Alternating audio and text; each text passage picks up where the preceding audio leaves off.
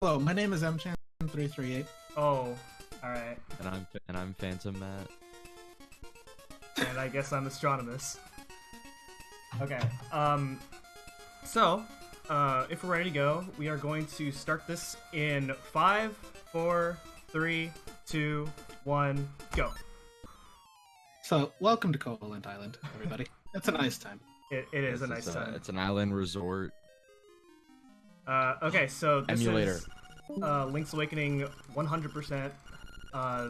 This is a remake slash port of the original Link's Awakening for the from the original Game Boy to the Game Boy Color. There's added color into this game, and the category I'm running is 100%. So in 100%, I have to get all of the items, I have to get all the heart pieces, all the heart containers, I have to beat every dungeon, I have to get all 12 pictures that are exclusive in the deluxe version, and get 20 out of 26 seashells. Some people question why 20 and not all 26. It'll make sense later. Actually, we can just explain it now. The reason why is that all seashell locations cease to exist once you have 20. So They essentially turn into rupees, if I'm recalling right. and then So all the once you have spots 20, you are just in go get the the loading spot. you just go get the sword at 20, and then bam, you're done. Yeah, and then we're also going to be doing some cool routing where we're going to route in getting the 5 and 10 seashell rewards, which will reward us with an extra seashell. And Mchan's going to be doing trying to attempt to do a 50-50 trick called rupee duplication. Essentially, if you have your shield and Link go below a rupee, every other frame, known as a frame rule, there will be a chance that the rupee will can be considered as 2, and so you can use that to get rupees a lot quicker. And then We got pretty good luck this time. yeah, the grass is not like Mchan though. Okay, we're It's good. fine, this is normal. Spoilers. God. Normally in PB attempts that'd be a reset, but we're just showing off the run, so it's okay. This isn't a PB, this is entertainment. This is content.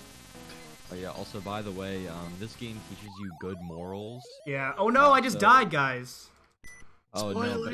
but you know what the real moral is? You never need to learn your lessons because they just let you back in. Oh, because you're dead. Yeah, and you keep the item too.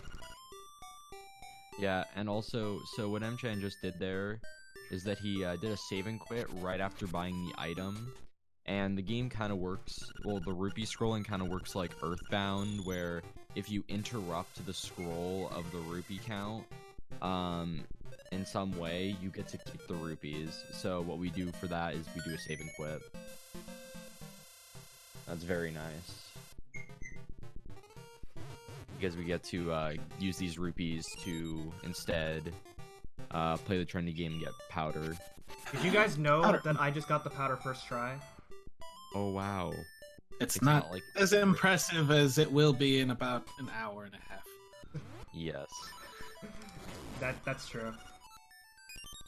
So now Mchan's gonna be going inside, and he's gonna be abusing the fact that he has a transition to then save and quit later, so we can go back there quickly. We did this earlier, but it may not be as obvious as it was before, because you think that saving and quitting would just take you back to your house, but no, it's just the last transition that you, well, map change that you've entered. Yeah.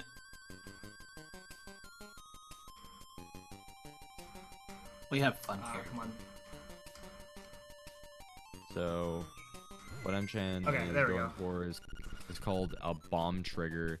Essentially, if you place 2 bombs within 2 frames of each other, the game gets confused on a screen and it'll activate the 0th object, and for a lot of rooms / screens, that just so happens to be the cutscene.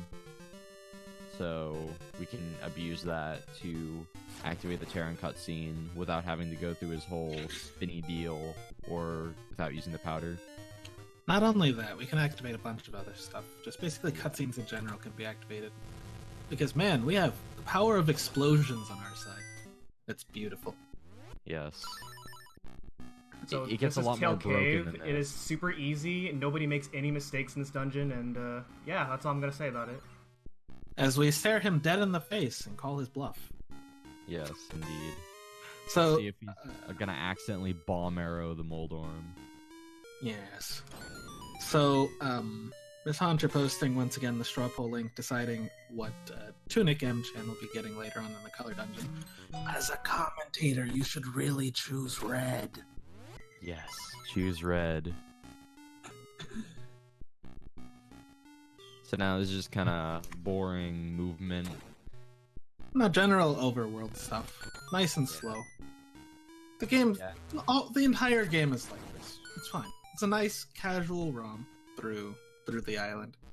Though what we will be getting soon enough is the most broken item in Zelda, the Rock's Feather. What does that do? It allows you to jump. It's the most important allows you video to game jump. mechanic. This isn't Smash. Zelda can't jump. So, yes, Zelda is not able to jump because Zelda is not in this game.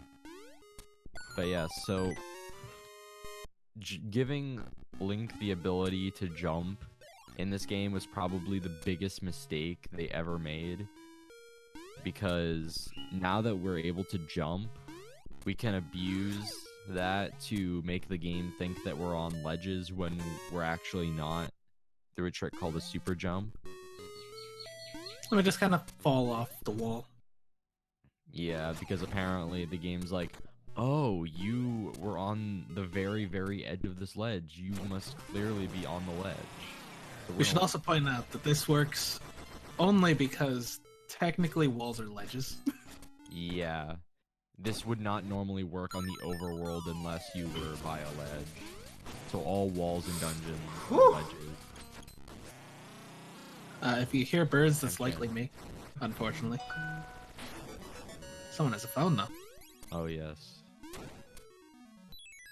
Nah, see, Moldorm, easiest boss of the game.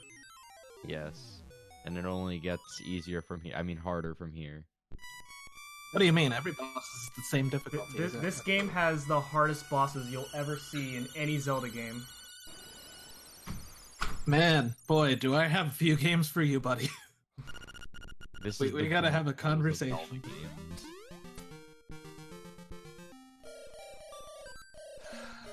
Having just come off the stream of Dark Souls 3, please don't. Yeah. So the reason you saw me like two-shot rolling bones with 2 arrows and also like kill enemies very easily with the bow in general is because when the game does not expect you to have the bow up until Dungeon 5, so a lot of the early enemies go down really easily with the bow. All enemies in general really do. Except for the ones that don't get affected by the bow. Yeah. Like Stalfos. Well, But now, just a little bit more walking. Nice little stroll through the forest. Let's see if he's gonna get the cool movement. He got the cool movement. Alright, nice. Use spin slash in just the right way in order to hit the other side of that rock. So that way we don't have to go all the way around. And he also killed all of the annoying Keiths that could get in his way. That's our first heart container. Or a heart container, heart piece. Well, we already got our first heart container. Yeah, I was about to say, we've been to a dungeon. I don't know what Whoops, you're talking I think about. I missed that. Oh well, guess I'll have to get it later. Ha ha ha. It's actually no faster to get it at any other point. It's just that it's most convenient to get it later, since we'll be going back down that way. It saves Also- 1 pixel, which is not worth it. 1 pixel? But that 1 pixel could mean the world record, man. But I didn't know pixels counted as time. Thought it was a unit of measurement. No, he saved like 8 parsecs. Come on. You're right. Actually, That converts to 12 utils, correct? Yeah. Alright. Anyways, Moblin Cave.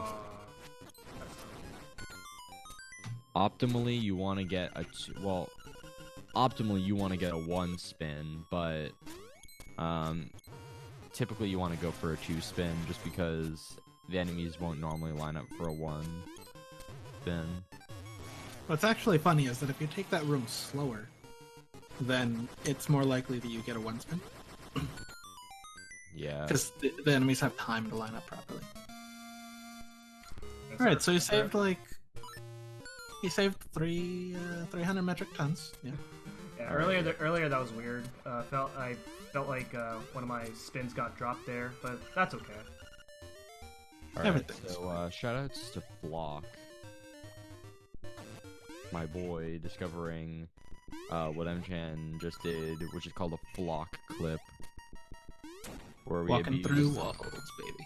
Yeah, it's not out of bounds, by the way. It's not out of bounds. No, we just go from one walkable tile to another by just squeezing on through, using the text box, because the text box allows us to move just a little bit further. Alright, so now time for Dungeon 2. Do we finish this one in this category? Yes. Yes, because we need to return Bow Wow. Right. Oh man, that means you don't get to light a fire. Oh yes, we can't. That's unfortunate. You can't use the magic rod to light a magic bonfire rod. in the genie room.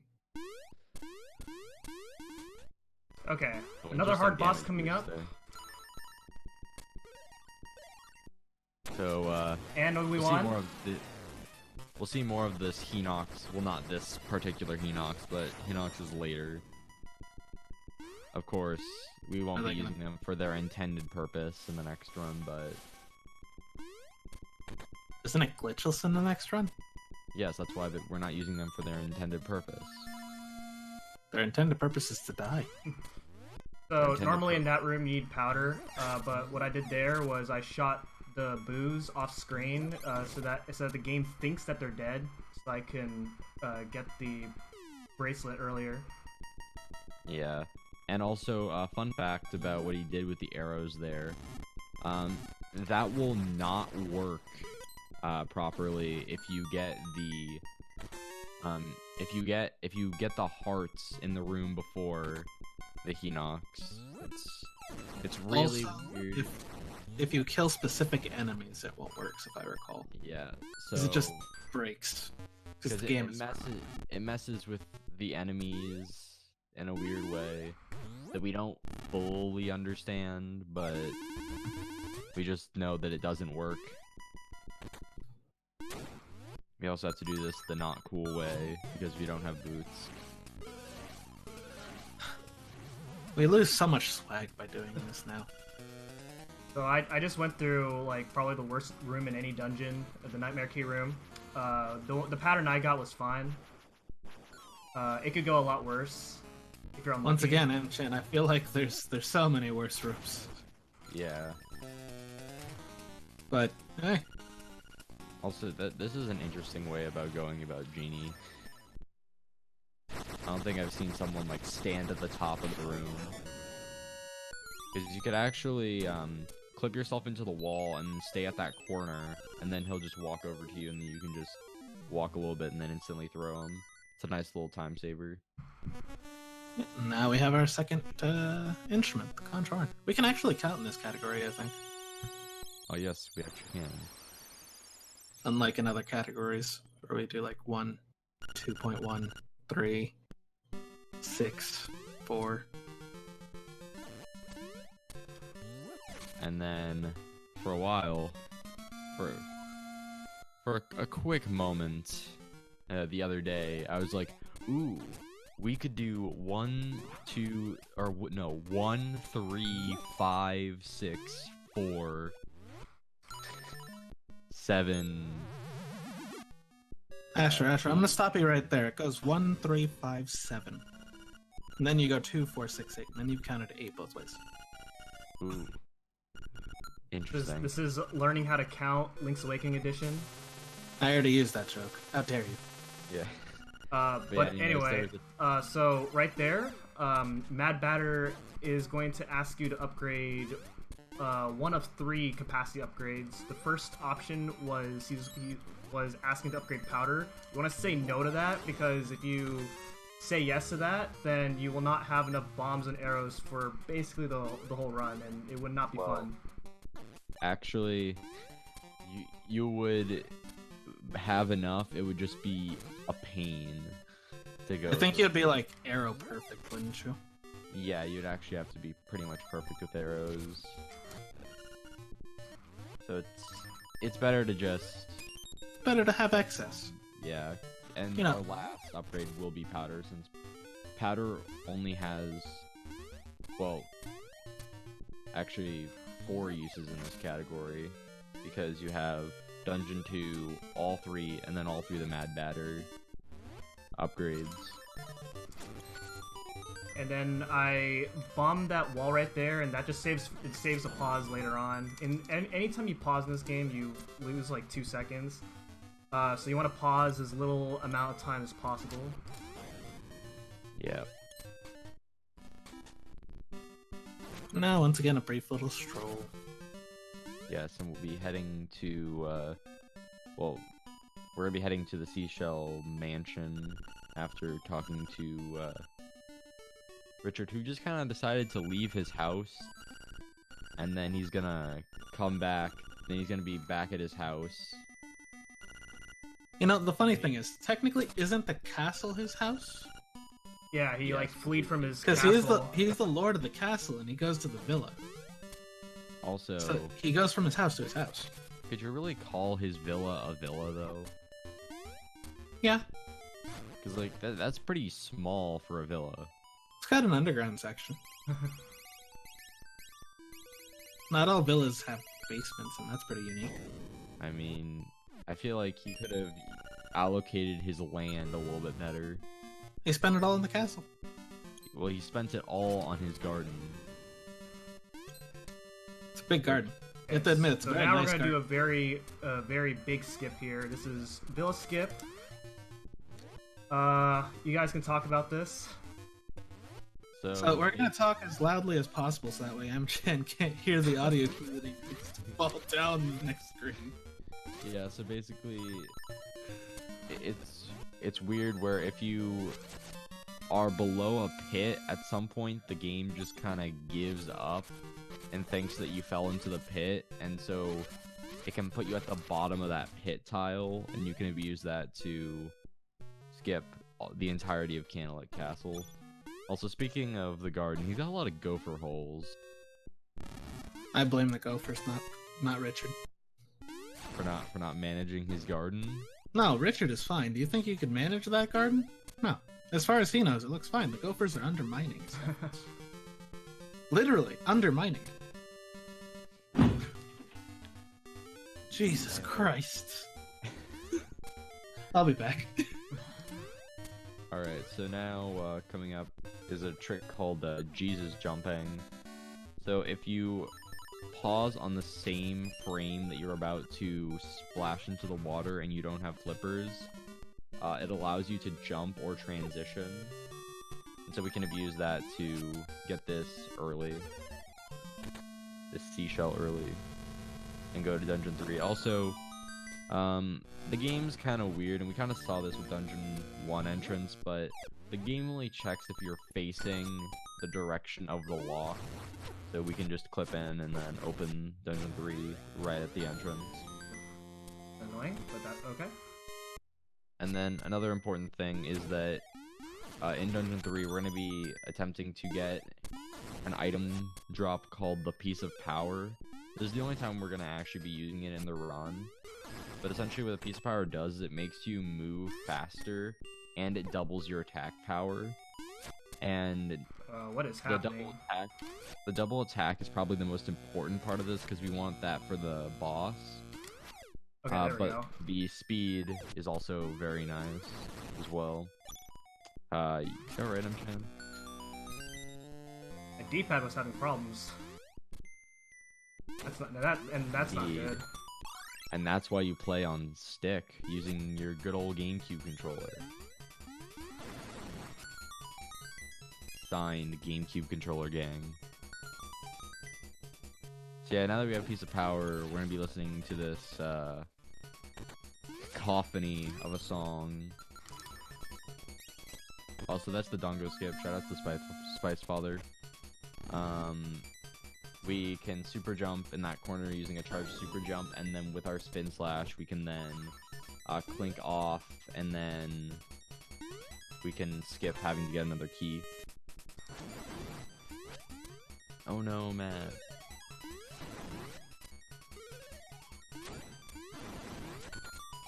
So we're about to do it again here. There we go. Yeah, and in most runs, you're gonna have to do it twice. It's actually not too bad once you figure it out, but it's definitely a bit of a learning curve. Yeah, if you do it wrong, you'll soft lock the game, which would be bad, and you have to save and quit. Actually, doing it wrong is very hard to do, actually. That would mean that you'd have to try doing the super jump late, and you can still barely make it, but at that point, you probably already missed the super jump anyways. So this is the reason why we want the piece of power, because it would take a lot longer to beat Slime Eye, but instead, with piece of power, we can just quickly kill Slime Eye. Or if you have Magic Rod at this point, which is very, very unlikely, you could just Magic Rod the Slime Eye and one-shot it as soon as you split it.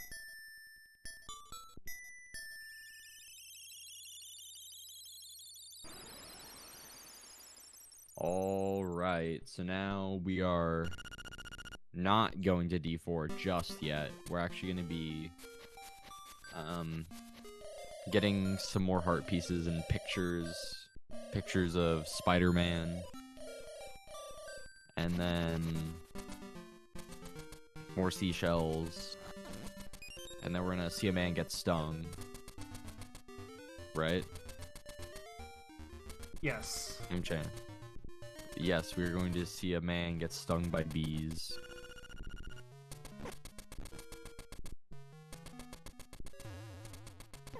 So, yeah, you could definitely find that heart piece in a casual playthrough. Definitely, like, obvious that you could blow up that wall, right? Yeah, the way you find that out is you... it's a puzzle. It's a puzzle in the dungeon where, if you clink your sword against the wall, it'll make a different sound effect. But obviously, who would ever think about doing that for every single piece of the wall? It's like Zelda 1. Instead of bombing every wall, you're poking every wall. Ah, we didn't get to see a man get stung. We just skipped the cutscene. So yeah, if you save and quit right as you hear the item jingle, you can skip that cutscene. Yeah, you do it one frame after hitting yes, but it's really hard to time it, so most people usually buffer it. Yeah, or unless you're Sluggoz, you just instantly get it. Also, there's a reason why we got that honeycomb. So normally, because we don't, well, actually, so the game checks as to whether or not to spawn Marin based on your progress with the trade items, and so which also acts a little weird. So if you finish Dungeon 3, the game assumes that you got the stick from opening up Candlelit Castle, so you can abuse that to then skip needing to do the entire trade quest, and we can just use that to get the honeycomb, and then we go straight to the bear, and it activates the pineapple is what activates Marin being on the beach, which we need her for some pictures.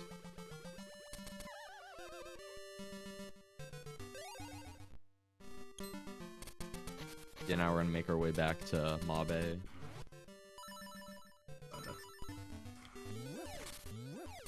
Actually, yeah, that was right. Okay, so we're gonna do another form of a super jump. It's called naked super jump, which involves not needing to use a weapon. Instead, you just face forward and press back a little bit, and then you'll do a super jump. Yeah. Looks like that. Very nice.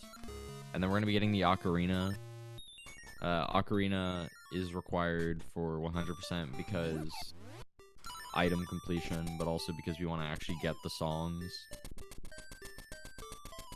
So now we're gonna be making our way down to the beach. First, we're gonna go fishing. Oh yeah, right. I forgot. This is you do it. This is point. Fish to Pond RTA. Shoutouts to everyone who runs that. This is a really bad fish to pond time.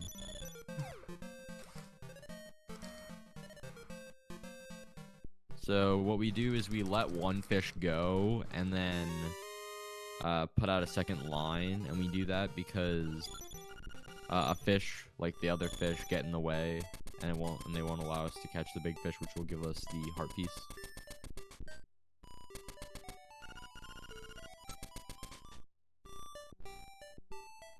So now we're gonna return Bow Wow. Finally, we get this heathen off our screen. Take a picture with him, of course. Of course, he's not actually gonna be nice to us. He's gonna attack us, even though we returned him to his home.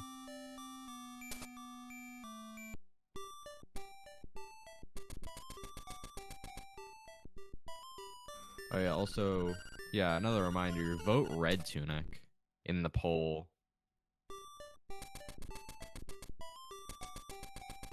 It is the faster tunic.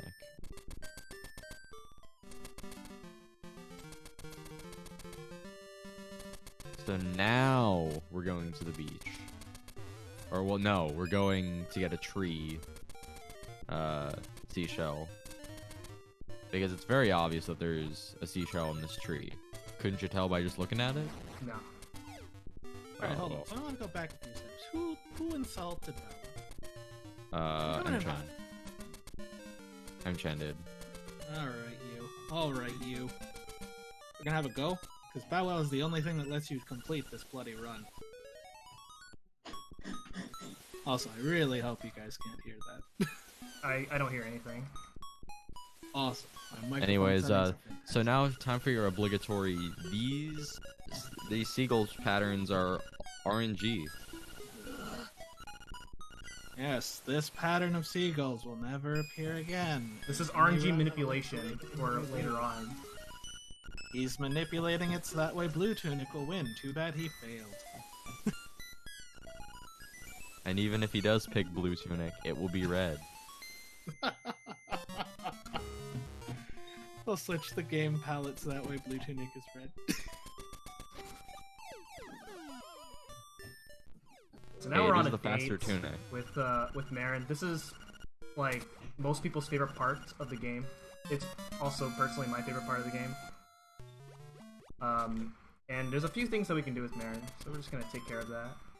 We're gonna take a picture with her after she's sat on us. Yeah. Link Yeah, must then we're have gonna had go a to this very ledge. big concussion because she landed on his head. Actually, not on his head, On his back. on his back. So he's got some spinal injuries. Man, have you seen the stuff he does? I'm pretty sure his spine is made out of titanium. Yeah. I mean, the fact that he does, like, front flips every time he jumps, man. The man's got core like you wouldn't believe. If only he had a face to make up for it. Yes. So Also, we just get this frog face. Terran ruins dates. Yeah, just like how we don't ruin him for, you know, ruining our date by getting him attacked by bees, but whatever. Yeah. I was told we were gonna see a man get stung by bees, and we're not seeing a man get stung by bees. False advertisement.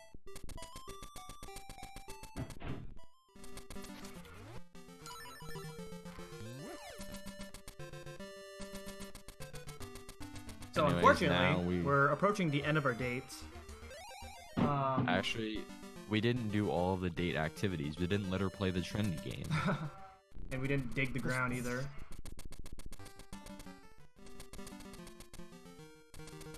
But alas, it's never lasts long enough. You never get to do all the things. Yeah, so while we could bring Marin straight to the walrus, it's actually a little bit faster to do a bomb trigger to activate the cutscene at the end of the screen, because it takes less time for Marin to walk off and the bunny to walk on. And so this is a walrus skip, very common in the any percent run. In any percent, if you do this, you soft lock the game. This in any percent. I mean, any percent with conditions. So like any percent, Yes. no saving quit, no wrong warp, out of bounds, or 8%, no wrong warp and out of bounds. Yes, any percent doesn't even touch this part of the game. I don't think any percent leaves the village. That's it. Well, aside from the beach. Yes. Yeah, and then there's some stipulations on these categories for a reason, because if you've seen a no restrictions run of 100%, you'll know why it's no wrong warp or out of bounds. You'll know why the run is only like 2 minutes long. Actually, no restriction, 100% no restrictions is a little over a half hour, and then any percent arbitrary code execution is 2 minutes 13 seconds. Okay, so I don't know what's in this room. I just kind of shoot arrows in here because it's fun. Yeah, it's just snap. I heard there's like a snake worm in there. I don't know what you're talking about. I've never seen it in my life. Later in the game, like at the end of the game for some reason. Also, Maybe? another part piece that why is it there? Who's just poking at the top of the wall in a Well, the people who 100% of the game as kids would know. Come on. Yeah, it's the incentive to buy the guide. Yes, the player's guide. Official Prima merch. Poor now for Prima, by the way. Rest in peace.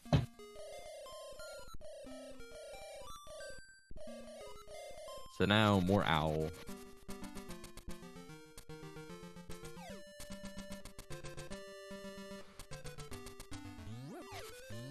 We're about to get our first of the 3 Ocarina songs. This is Bow of the Windfish. Should we listen to it, or should we not? Well, we kind of have to. Alright. I mean, we're listening to all the songs except one, because that's the way the run works.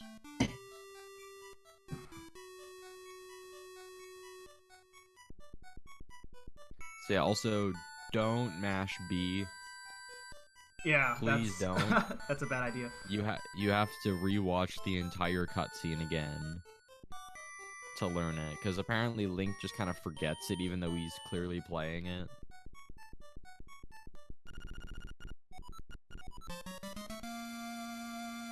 Alright, so since we have some time, the, this is your mid-run reminder to vote Red Tunic on the poll. Have we discussed how all iterations of Links are like musical savants?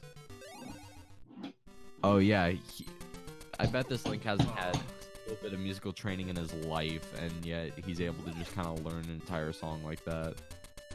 So earlier, on one of my pauses, I moved the ocarina to the bottom, and that's because when you get songs, there's a whole menu when you like move the cursor over the ocarina, and it's really annoying to menu over it.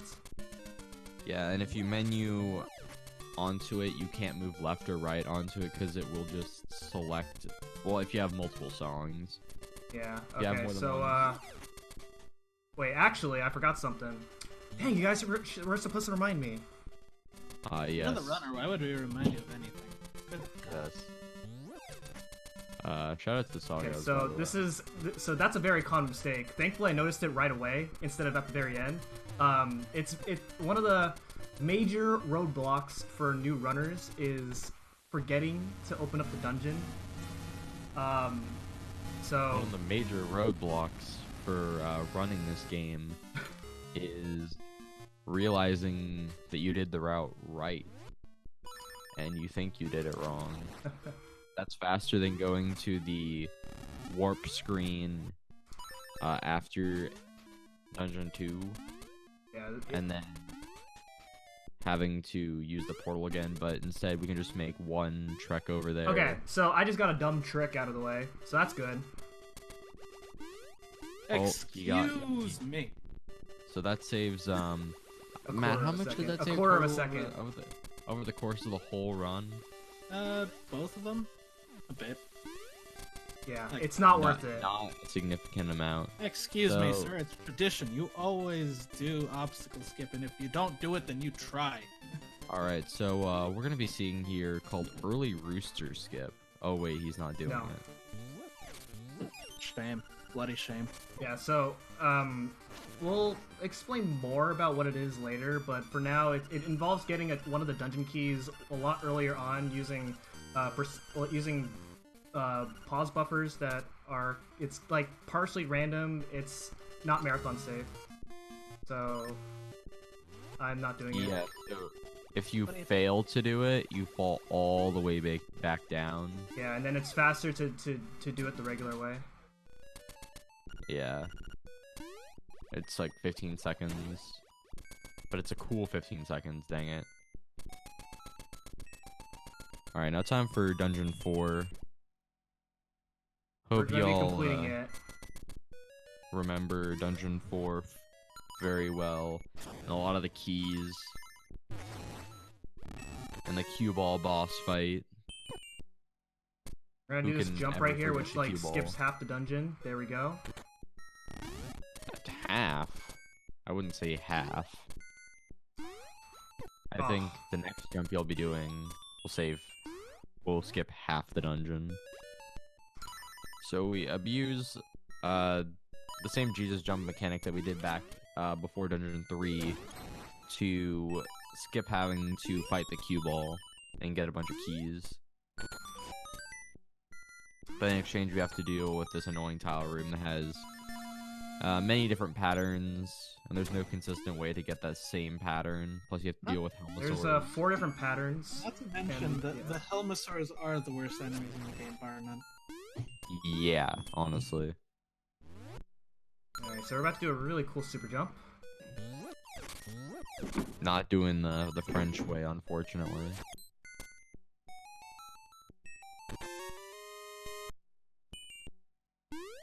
So he's Okay. gonna do a super.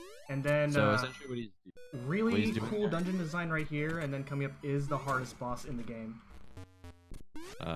shout out to the Cravone. Okay, we win. So basically, what he does there to get that done fast is that he delays his spin so that he can pause right before the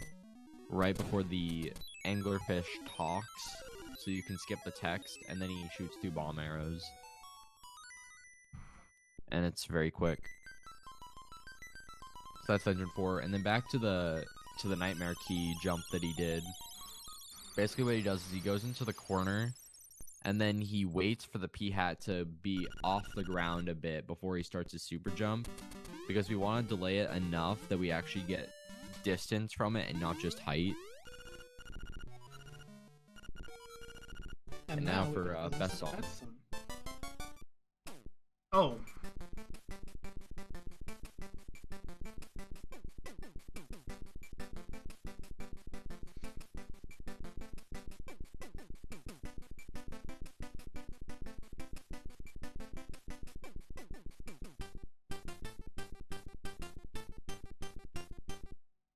Oh. So this song allows you to warp to right by Crazy Tracy's hut. Yes, Which Mambo's Pond. yeah, or it's also known as Mambo's Pond. And we will be using that a couple times. Yeah, also another thing is that it can be used to get to the start of dungeons again. It can get you to the start of dungeons, but it's actually slower than doing a save and quit because you have to play the song, then have like the little like fade away. So we only use it for if we really need it. Okay, so since I now warp to a lower part of the map, the ghost will now appear, and it's going to be following me to ask me to take him to 2 places. But first, we got a couple things to do before we do that. Yeah, so interesting thing about the ghost is that the ghost has 2 checks for some reason. One of those checks is that you have gotten the level 2 bracelet, and another one of those checks is if you go below a certain part of the map. Both make 0 sense, but we go with it. Yeah. So we do a trick called a pit bomb trigger, where if you place 2 bombs within 2 frames of each other into the pit, it activates that cutscene. So that's the Sorry, I want to kids. say easiest way. Easiest way to do it, because you can actually buffer it. It also requires that you mash. So let's see if he gets the mermaid cutscene skip. I don't do it. It's a really weird timing. Yeah, so the other way is to set up your save point at one of the phone booths and then do the save and quit. But if you're not gonna go for it, you don't. It's not faster. Yeah, so he's gonna be going for. Well, he's gonna first get a picture that who knows what's actually going on. It's also a little fun fact that the item that we got earlier is the pink bra, which got changed Necklace. It's a necklace. It got changed Link's in Awakening some is a game European for versions good and the boys American and girls. release.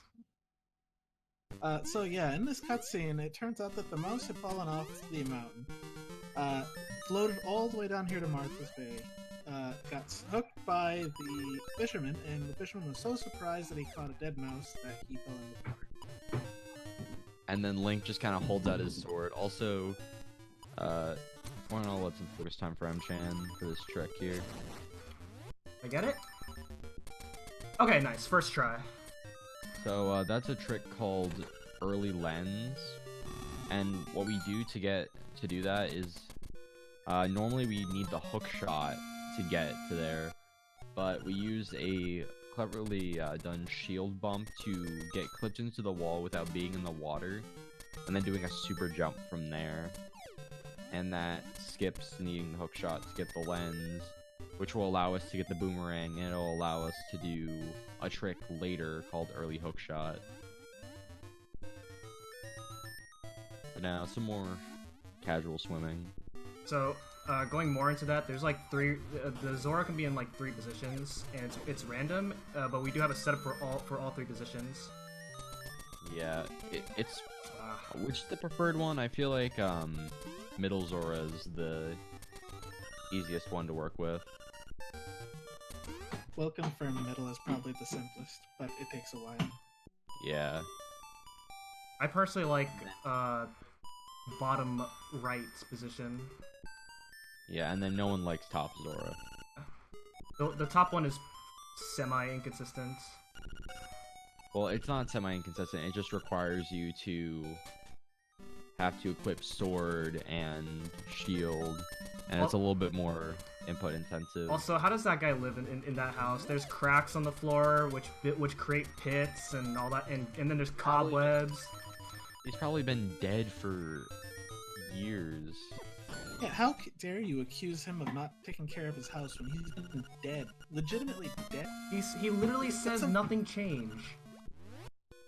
That's because he recognizes it as his house. He doesn't realize that it's falling apart. How dare you shame ghosts for not taking care of their house? I'm gonna call the Ghost Union on you. Here's the thing.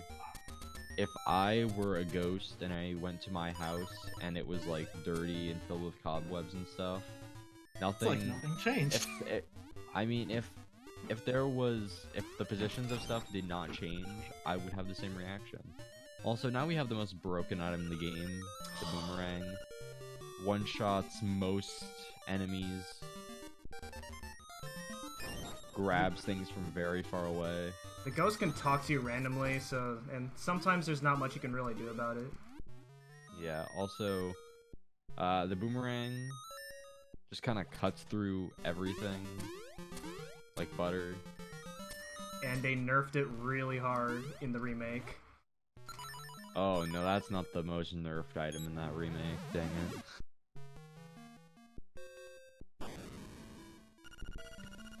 Okay, so same thing with the bomb upgrade. I'm gonna say no to powder first, and then we're gonna upgrade our arrows next. Great point. Also, making a quick update now while we're being quiet.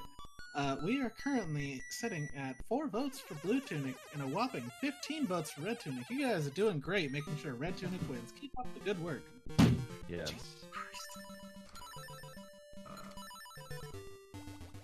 See, it's proven that 75% of viewers prefer seeing the Red Tunic, the faster Tunic. Is he going for the... Oh no, he's not doing French jets. So he's gonna be taking the ghost back to his grave. And the reason why we have to sit through this ghost stuff is because of one picture. Yeah, in the original version, where there are no pictures, there's a certain frame perfect trick that we do in Angler Tunnel in order to skip the side quest entirely. Well, I mean, you don't technically need to do that. You could just get the level 2 bracelet, but it's slower though. Yeah. Because we don't. Because in the original LA, we have no way to abuse okay, Jesus good. jumps. Also, Boomerang can grab heart pieces, and it looks jank. Yeah, the boomerang has to, like, you throw the boomerang at a very specific spot in order to throw it through those blocks. Okay, so now we're in the color dungeon. Oops, I said that's the wrong one. I was supposed to say no to. Don't no, what do you mean? It's not yes or no. Oh. It's red or blue. Okay. It says, what color am I? Red or blue, and then when you answer correctly, he says, "Don't tell anyone." Oh my god, I got it wrong for both of them. Okay, there Really? we go. Mchan, come on, man. See, this man I clearly does not read didn't study. Japanese. I'm sorry. He doesn't know Japanese. So, anyways, we get some LADX exclusives here. Well, actually, it's not LADX exclusive anymore because LAS is a thing. But in terms of these Game Boy games, also this is the only instance of 5 rupees, of a 5 rupee, and it's green, but regular rupees are blue. Come on. Take that, 3D Zelda players. So there's some cool boomerang usage here in the color dungeon. Technically, we could have been able to go here as soon as we finished Dungeon 2 and returned Bow Wow, but instead we're just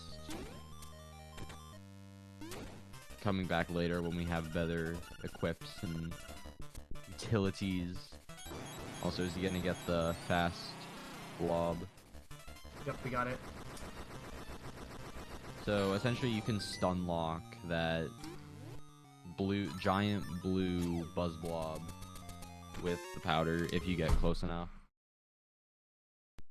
So now you see Mchan do a hard reset, and that is because he wants to get another set of rupees from the rupee room in the color dungeon, and that room only refills if you do a hard reset. It has to do with the RAM of the game,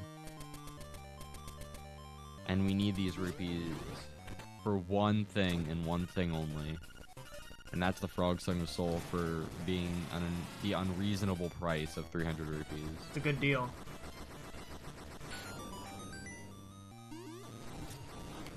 So that's the stone Hinox, no different than an actual Hinox. It's actually called Avalanche. When I looked it up. So now one of the most annoying rooms in the game.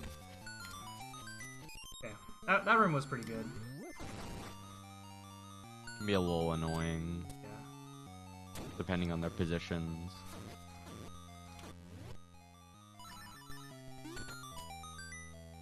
So now What seems like the hardest puzzle is actually pretty easy. You just hit the 4 directional points and you'll get it every time. And then you can just abuse that. And then this boss fight makes 0 sense. We got good RNG. Okay, so looking at the straw poll right It's now, Red we are going to get Red Tunic. Tunic. Yes, and you better be mashing A. If you get blue, I swear I'm never gonna let you live it down. The So entire LADX community will not let you live it down. You almost picked blue. in PB attempts, I only ever pick Blue Tunic, so this is gonna be fun. It So- changes like one thing. So basically, Red Tunic affects the Dungeon 5 boss fight. In the way that, so the Red Tunic basically gives you all the effects of the piece of power, and it gives you one of the effects, which is having increased knockback. So on the Dungeon 5 boss fight, it does not take extra damage from the tunic. It actually just takes the knockback from it. So essentially, it makes it really, really hard to get an optimal fight because it'll give it a bunch of iframes. Okay, nice. That jump's really dumb. It's supposed to be easy, but I make it harder than it actually is. It's just dashing and then jumping while holding down.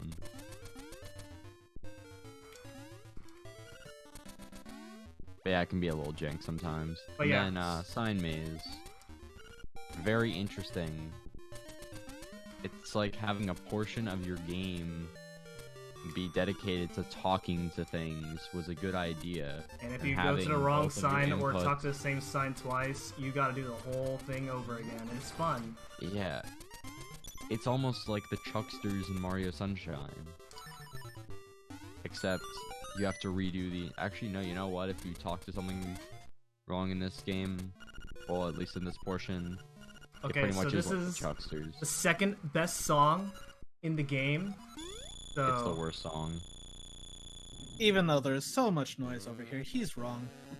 Please, audience, mute your stream now. Yes. Also, because he's not streaming in 60 FPS, you don't get to see the flickering. Which is probably for the best. So you just kind of see a black screen with spotlights, or no black screen.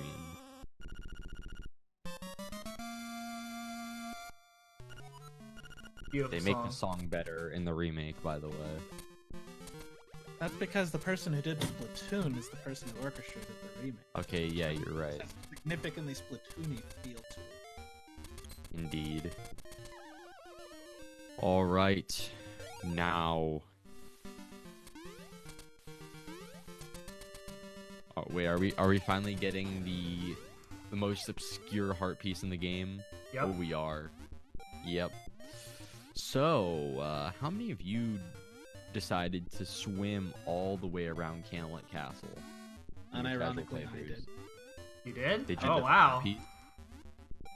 And did you just decide to dive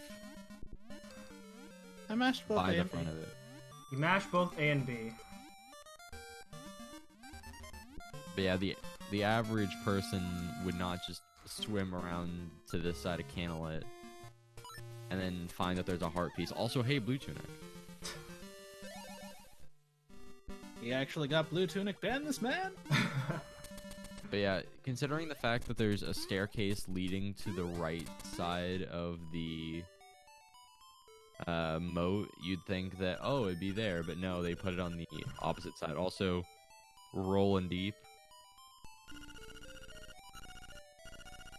Rolling deep to Azora, and hey, look, it's Ghost Mouse. I almost said Ghost Fish.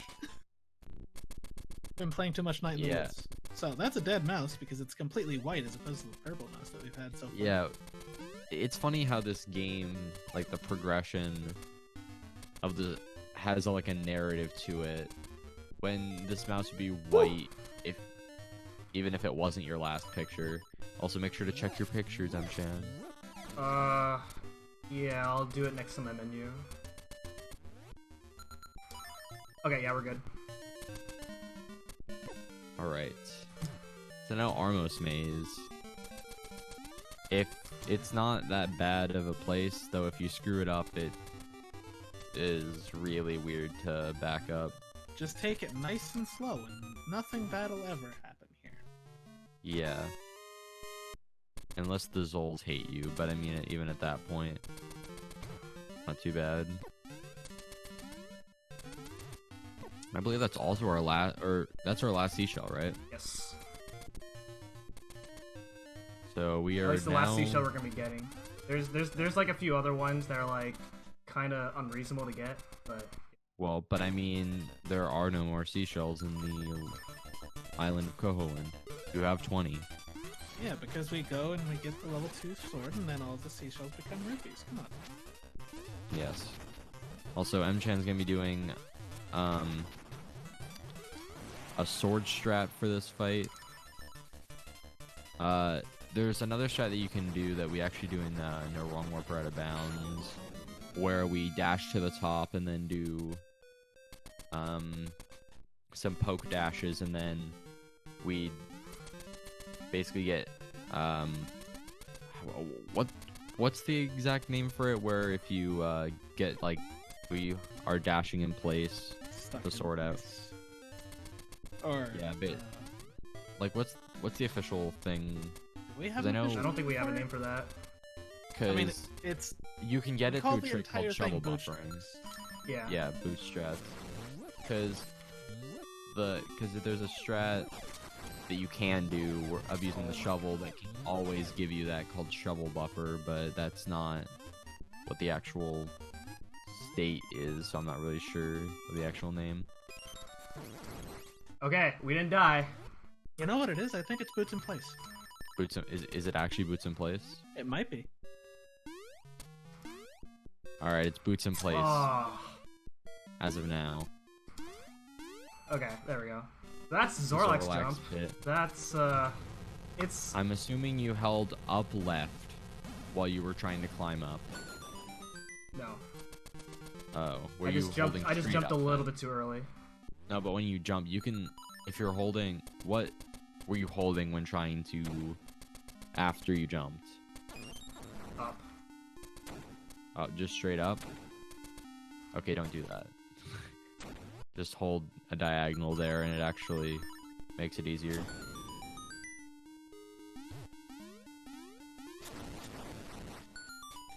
At least you didn't fall into Node Pit. That's an interesting way to do that room. The most shameful pit, Node Pit. Well, sorry, Node. The only reason I call it shameful is because you run into it 3 times before you realize you're doing something wrong. Yeah, so now this room can easily be done with a setup with a bomb throw. Now we have the level 2 bracelet. Fun. So who likes tile room? Level 2 bracelet has, you know, tons of uses.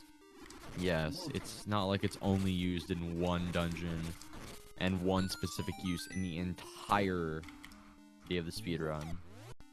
And that's the only reason why we get it. My god, there it is. There's the one use of the level 2 bracelet. Okay, I messed up my strap for this room. Okay. His red strat.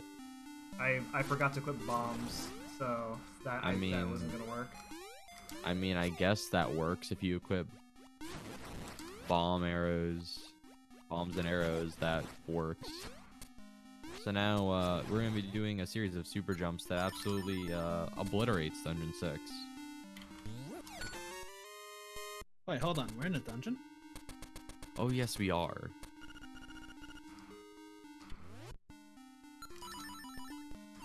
Is he gonna do this? He's not doing the shack jumps. Okay. I see. How do we explain track jumps to people? So basically, if you hold a diagonal up against an interactable object, so think like a key block or one of the or- blocks that you can push. or a push block, and you afterwards then change to, after you jump, hold forward, Second try. it will act like you are jumping off of a cliff, like you would for a super jump. Which is, that is actually the first iteration of a super jump. So what happened there is if you have a 50% chance for either of the horse heads to line up, which means that you have a 25% chance for both of them to line up at the same time. Yes, indeed. Luckily, we don't have to deal with that twice like you would in Glitchless. So that's fun. Also, this is a very well-made boss. The hitbox just kind of exists before the fight even starts, and so we can get 3 cheap shots on him, and then we just need to get 2 more, and that's it. Yep, there we go.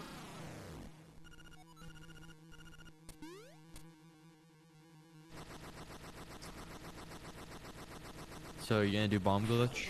Yeah.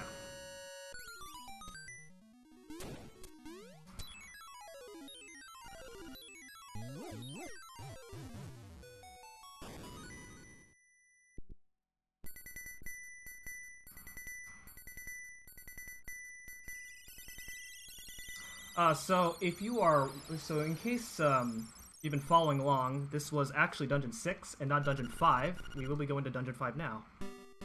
Yeah, we could have gone to Dungeon 5, but it's just faster to go to Dungeon 6, and plus we get the level 2 sword here, so it's nice. So that was a bomb trigger that saved like a couple seconds. So the reason why people normally go for blue tunic now is just because we get the level 2 sword so much earlier in the run now that it doesn't save as much time to get the red tunic as it used to be in the old route prior to the revolution of 2018 for the tournament. Bless our Lord and Savior, Sagas 14. Yes, Sagas 14 is a god. Yeah, big shouts to Sagaz and like a few other runners who put in a lot of work into revolutionizing this route. It was very big in summer 2018.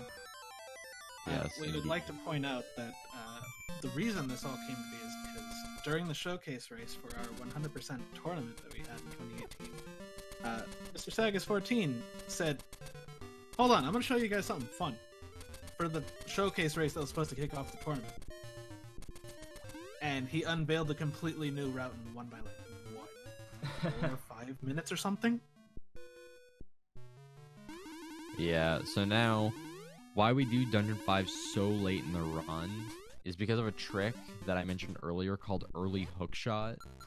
So I'm gonna do safety save first. I'll explain it right now so that Mchan can focus on it. But essentially, what early hookshot consists of is essentially what we do is we spawn the key in the room right next to the final Master Stalfos room. And so, by doing that, we abuse how the game's values work with certain rooms. So, for instance, some rooms are assigned keys and some are assigned a specific item. And so, a specific item drop in the Master Stalfos room is the hookshot. And so, if we bring the key over to that room by using the boomerang, we can get the hook shot without ever having to fight Master Stalfos. And so, if done correctly, it is a 50-50 shot to work. So as you can see, Mchan's not getting it because much like rupee duplication, it is based on your frame rule. Oh my gosh. So every other frame. The only detrimental part is if you screw up the timing or positioning, you will pick up the key and then you will have to do the entirety of Dungeon 5 in. How much time is it? Okay, there we go. Matt? Something like 2 minutes or something like that. Or something. Maybe. Yeah, you basically have to go through the entire dungeon. And it loses like 15 or so seconds every time you fail it. Yeah, so, I got it fourth try, which is pretty unfortunate, but it does happen. I mean, That's still pretty good. Yeah, so in the dungeon itself, it saves like 3-ish minutes, but the trick overall saves a minute because we did have to take the time to set up ourselves with early lens. Yeah. And so what I did right there is I overkilled Master Stalfos in order to get myself an extra key. Anytime you overkill Master Stalfos, you'll get a key, except for the 4th time that you fight him, which would give you a hook shot. Yeah, it would give you a hook shot anyways, because he's meant to die there. Yeah, so... And boss music doesn't end. It's the song that never ends. So Mchan's doing a little safety strat where he goes right side blooper room. It's a little tricky to get through those bloopers, because sometimes they can just knock you out. Knock you up above and you have to redive. So why he got that key earlier is for a different route here through Dungeon 5, where we use that extra key to use it on a key block, which allows us to do a trick called a hookshot clip. Oh. So basically, something clipped into a wall, pots right there, games like, we're gonna keep pushing you forward, and then you're through on the other side, and you don't have to fight the annoying gomas. And thanks to that trick, we basically see 40% of this dungeon. Yeah, pretty much. So good. And then As we got a opposed to- slime eel, my personal least favorite boss. So when he has Red Tunic, this is the only thing that changes, because with Red Tunic comes increased damage and increased knockback. Okay, I'm gonna do 2 hits right there because there is because if you do more than 5 hits on the second phase, then he will send out a dummy form. But yeah, as Matt was saying and what I'd said earlier, slime eel takes the knockback but not the extra damage. So it's annoying. So now, don't pull an Alos, please. And don't accidentally play the ocarina because you screwed up your menu. Or do. I was his opponent in that race. Please, do it. Do it again. Do it 3 times. Oh yeah, you were very far behind in that run. That's because I was up against a Frenchman. Correct.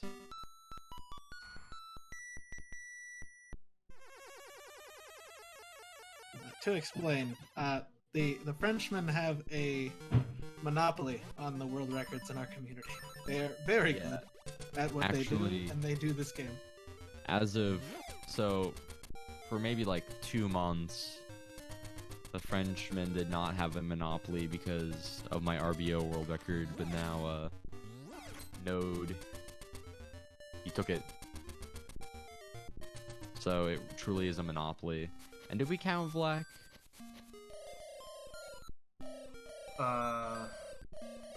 Vlak's in Honduras. But I mean for like Maine and Misk.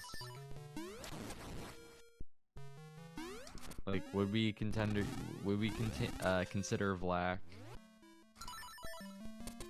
No, Black has a world record. He Yeah, has. but I mean, he like, has I mean, Squib, which what- means that It's not a total French have monopoly. a major share of the world records. In the They have all but one of the main world records. Also, you can bomb trigger that heart piece. Okay, we got another dumb trick out of the way, so that's good. Run's valid. Don't call it a dumb trick. It's an awesome trick. Boy, I'll tell you what, that trick is vital to our community. The community would not exist without it. It has existed since the 3rd ever world record in this game. Okay, so real quick, I did a safety save there because if I fail it, it'll lose me less time to do a save there. Here we go. Yeah, so this is Rooster Skip. Essentially, we're going to be abusing a trick called the hookshot jump, where if you frame perfectly jump right as the hookshot returns to Link, considers Link grounded, and so you can jump out of that. So what he did was the buffered method, with save and quits and the map. In fact, there's actually a way to do it unbuffered, which is double frame perfect since you have to do 2 hookshot jumps. Mainly top level, well, not even like top level runners, like world record contenders go for it. Yeah, it saves like 8 seconds if you do it, if all goes well. Well, it actually saves a little over 8 seconds because we're talking against an optimal buffered method. Yeah. Compared to an optimal. You get like a lot of tries, so Rooster Skip itself isn't as hard as it looks, but it's still a pretty difficult trick to get down. I mean, when you're this late in the run, nerves can definitely get in the way. Yeah, exactly. Even if you're doing it buffered. And earlier, we did mention early Rooster Skip, and you basically just get that without using the hookshot by doing what they explained earlier with shovel dashing. And the only way that works is because we use what we did for Villa Skip to get partially clipped into the wall that allows us to do a dash jump over to it. So it's a nice time save if you can land it, and some actually consider it easier than normal Rooster Skip with the hookshot. Yeah, so this is Dungeon 7. Shout out to Xander. Shout out to Xander, yes, for getting the level 2 shield and a PB. So this dungeon's really long, so let's see how it goes. Well, actually, that boomerang shot that I just did right there just skips like half the dungeon already, so yeah, never mind. But anyways, he's gonna be doing a trick. You already know the trick. It's called bomb triggering. You can bomb trigger all of these pillars. Every single one of them. Some prefer doing transition triggers and some prefer pit triggers. I personally think that frame perfect transition triggers are easier than doing the pit trigger, but it's mostly preference. And yeah. Coming up is Goomba Surf. Well, in a little bit, we're barely there. We just did the pillars. But yes, Goomba Surf, you don't need to do it. The difference between, because we're gonna be doing a strat with the hookshot, it's not that much faster, but if you want to do it. Alright, first try. So yeah, essentially what we do is we have to be clipped exactly 1 pixel into the wall, and then we have to go for a full height super jump onto the Goomba, which gives us just enough height to land onto that ledge. So what I said earlier about the hook shot is that we're going to be abusing the hook shot, and if a weird property of saving and quitting is that sometimes the bottom of the game, like the menu bar, does not have a collision, and so the hook shot like wraps around and hits the eagle before it even lands on screen. The fastest method of doing so is using the magic rod, but because we don't have the magic rod, we don't abuse it. So that's Dungeon 7. Bada bing, bada boom. Oh yeah, also we have all the heart pieces. No. We're missing one still. Are we? Oh yeah, we are. Missing one. Yeah, I was like, wait, hold up. So right here, if you buffer the save menu, right there, then you can actually control Link as he's falling, so that way you can avoid falling down that hole. Yeah, that's with all general falling in general. It's weird. It has to do with interrupting Link's state. And falling down that hole is how you get one of the heart pieces that I got earlier after Angler Tunnel. Yeah. So now he is. Are you doing Zoomerang? No. I'm sorry. Dang. So there's a cool trick that you can do that barely saves any time called Zoomerang, but it's got some cool swag value. If you dash, jump, and bonk while using the boomerang, it zooms you across the screen with hyper speed. But you also gotta say it like Sumerang. You know, as if you're playing Beautiful Joe. Ah, yes, you're right. It saves a little bit of time, lets you go fast, but it's also kind of difficult to do, and I didn't practice it at all, so I didn't feel confident with it. So, getting our final capacity upgrade, the powder, because it's not like we need the powder for anything. Actually, fun fact, during a hundo run, I had exactly 1 use of the powder going into this. Nice. So not fun. Yeah, the worst is having 1 powder, then miss it, and then it's a really, really sad day. Yeah. Also, for some reason, it only allows you to use 40, but you're allowed to have 60 bombs and 60 arrows. Shoutouts to Alos for telling me that holding upright guarantees the right position for that. Yeah. And then, oh yeah, by the way, that's level 2 shield skip or flame cave skip. Normally you'd need the level 2 shield to block that fire, but instead we just dash, wall clip into a wall, and we can just go through it. Also, that's a bomb trigger. That's a frog song skip. We abuse a bomb trigger. Now, while we could just use the Frog Song of Soul, it's faster to just bomb trigger. And the boss actually has 1 HP since I bomb trigger it, but you guys don't get to see that. I would also like to say we don't use Frog Song of Soul because Frog Song of Soul sucks. Actually, some people prefer using Frog Song of Soul for Death Eye Skip. But I don't think Mchan does Death Eye Skip, though. I won't do it. That's called Bookshot.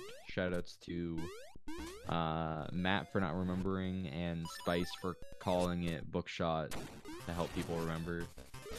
Specifically Matt. Get it? Because, you know, hookshot has to be on beat. Bookshot. Yes. And basically the benefit of Bookshot is that while jumping and hookshotting on the same frame, well, hookshot a frame before jumping, the game puts you in a weird state where you're jumping and using the hookshot, so you can use that to clip through certain walls, and it's also a faster version of the hookshot.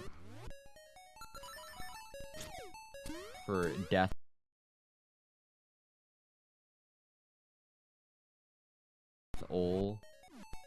Excuse me, I'm going by the official material, Spirister. I'll have you know. It is Death Eye.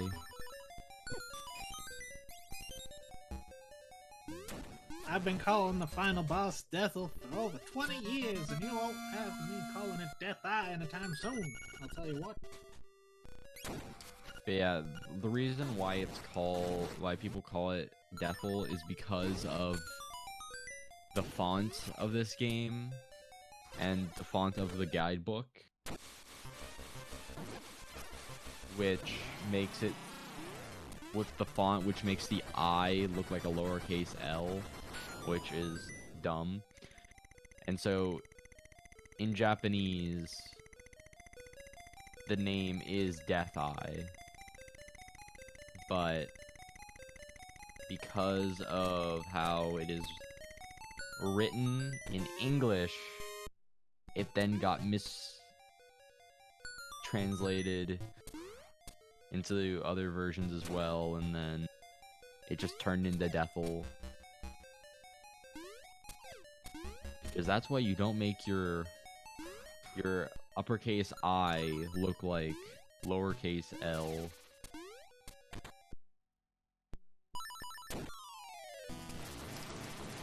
Also, we forgot to explain this, but what Mchan did a little bit ago was a trick called Lava Swim.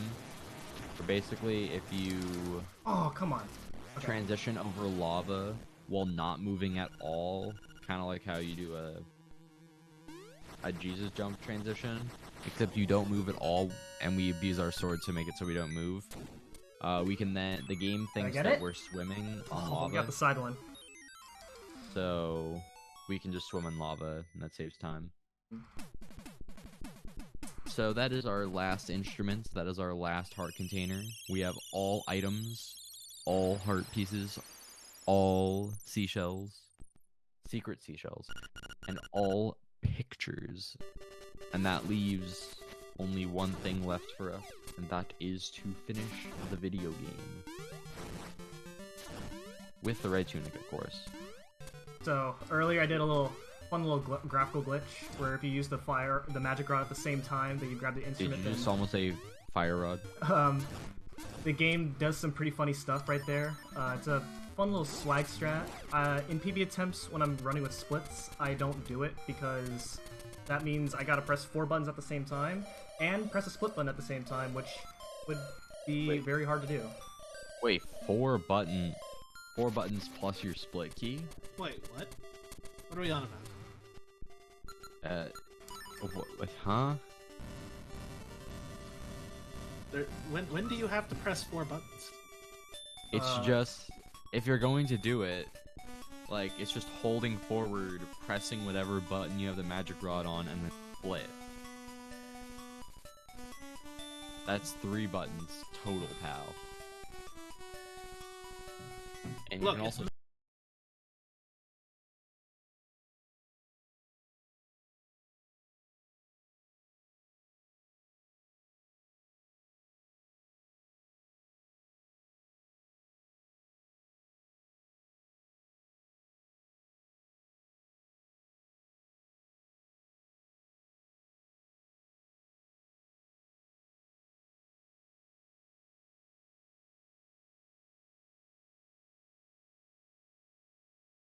Spearster.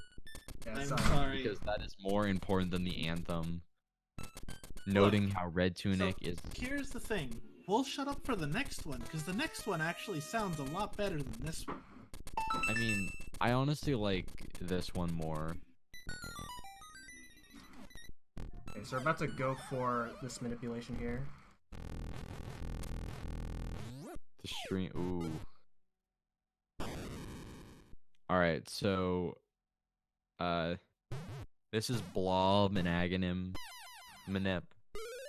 Essentially, well, first off, we do a bomb trigger to skip the nightmare text, and then we place a bomb, well, without slashing, to manipulate it so that the blob dies from our sword, and then we go to very specific positions, based on where Aghanim stands, to shoot his energy ball, to manipulate it so he always gives us Okay, an we energy messed it ball. up, so now we just gotta hope for 50-50.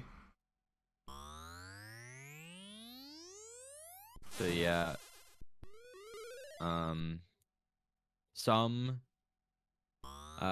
portions will require you to be 1 pixel away from the wall, and others will require you to be, yes, Spearster, will just be able to let us stand right up against the wall.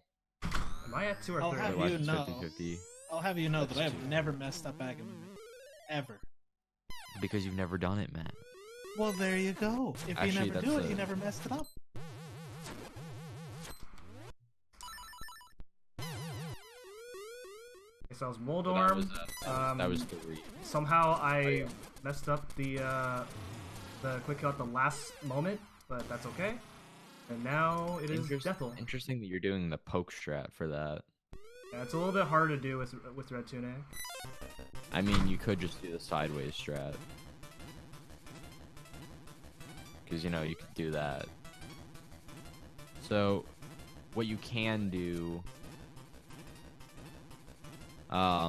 is that if you could just skip having to fight Death Eye entirely by doing a trick called Death Eye Skip, where if you play the Ocarina right on the same frame that a bat is about to move on the Ganon phase, it sets it in place, and then you kill Ganon and the Nightmare Lamb Mola, and then because Time. the bat, time. So, and because the bat's HP value is 0, and when it takes it off the screen, it thinks that is Death Eye's HP value, and so it kills Death-Eye, and then you can climb. Yeah, there you go. GG's. So GG. the time that I got is 1:23:57, which does beat my PB with Red Tunic. Also the run was pretty good. Some, minor execution errors, but I got all the tricks that I want to go for first try, so I'm really happy with that. Hog champ.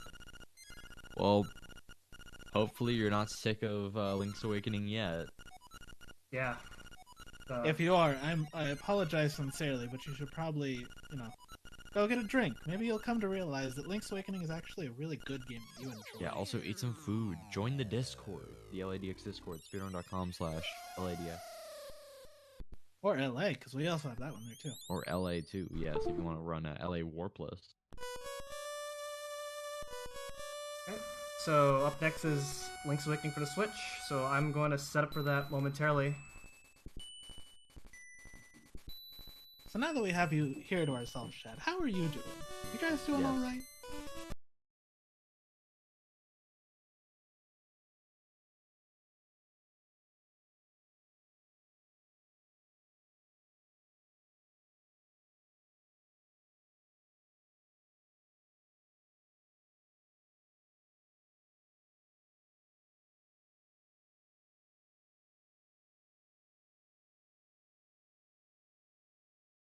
Chad, you open the chat in there. I'm just gonna talk to you in there. Alright, thanks.